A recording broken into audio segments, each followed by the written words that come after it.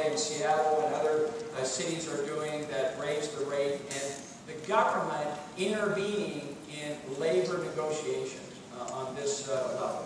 Okay, this is some place where I have actually changed my views, and I've done it for a rather peculiar reason, because there was actually evidence that came in.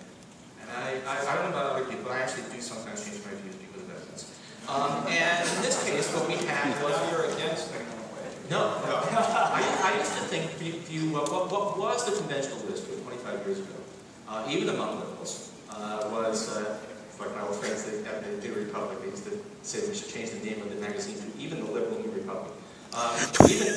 Even liberal economists used to believe that raising the minimum wage was likely to increase structural unemployment. That's still surely true at high enough levels. If you ask, do I think that the fact that Puerto Rico, which has a third of U.S. mainland U.S. productivity, has the same minimum wage we do, is probably a problem for the Puerto Rico economy? Yeah, I don't think it's the core of what's wrong there, but I would certainly not advise raising their minimum wage, which is an issue. But if we look at lots of evidence, we now have lots of as close to controlled experiments as you can ever get, which is one state raises its minimum wage and a neighboring state does not. And you can look at neighboring counties, you can look at really what are very clear experiments. You just cannot find evidence that raising the minimum wage from the levels at which now prevail in the United States costs jobs. Now, it's been interesting to try and figure out why that is, and the answer is probably that labor markets are a lot less perfectly competitive than we think, that there's a lot of market power on the part of employers, that there are offsetting issues like slightly higher wage increases retention of workers, but it raises their productivity.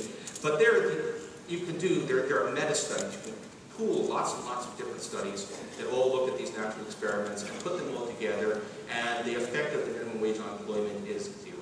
It's clustered very sharply around zero. So I'm for minimum wages up to somewhat higher levels than we now have. If you ask 15, I'm good on. 20, I would say, let's wait and see what 15 does. But we have another experiment going on in these exactly. cities. We're getting some preliminary indications from Seattle, and people are not finding the adverse employment effects that people were warning about. But give that another year or two to run and see what happens. Right, Steve. Look, I have looked at the evidence on minimum wage as well, and where I see a big impact is actually on teenagers. So, look, there's a mythology out there that there are all these, people who are heads of households who are working the minimum wage. It's nonsense. I mean, there are some, but the vast majority of people who are in the minimum wage today are below the age of 25. About half of them are teenagers, and most of them are in the fast food restaurant or the retail industry. That's what we're talking about when it comes to minimum wage. And what my research and a lot of others show is that what happens is you get a reduction in the labor force participation rate of teenagers. Now, I think that's a bad thing because I think one of the things that's hurting our economy right now is, as you all know, we're seeing a big reduction in labor force participation. And actually, the labor force participation rate is falling not actually among older people, it's falling among younger people. That people under the age of 30, there's been a big drop off in the number of them working. And there are a lot of explanations for that. But this is a very sinister trend because if people don't start working until they're 19 or 20 or 22 or 24, that's the Europe model, they never catch up. There's a lot of good evidence that if you start working at 15 or 16 or 17 years old, that pays dividends down the road when you're 30 or 40 or 50 years old. And it's pretty solid evidence as well. And I just want to pose this question to you because it's a serious question. I wonder what you'd think about it. Look, only 4% or 5% of Americans earn the minimum wage, so I think we spend way too much time sweating about this. But if we were to raise the minimum wage, would at least you, Paul Krugman, be in favor of something like a teenage minimum wage of, say, $5 or $6 an hour? Now, one last point about this. I have 2 teenage sons. I love them to death. I would do anything for them. But you know what I wouldn't do? I would never pay them $12 an hour. Are you saying they can't work?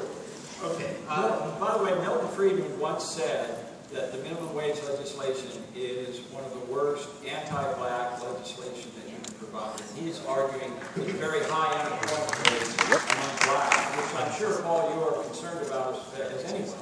Yeah, but the evidence just doesn't support that. And I don't know what to say except let's go outside and duel with our econometric studies here, but it really, I just don't see that. And the people, I mean, I have not spent a lot of time on the question of a teenage. I spent zero time on the question of a subway for teenagers.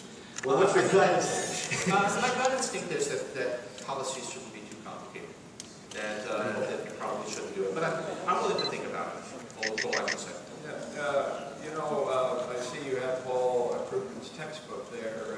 What does it say? What does it say on minimum wage there? It says essentially what you just said, that you had written. When did you write it? I don't even know the date on this, but Third edition would be that's 2013. So it basically says that there was displacement effects raising the minimum wage. that is, that's the Econ 101. Right. And most of the time Econ 101 is right, but there's overwhelming evidence now that in this case it turns out not to be. All right, so we're talking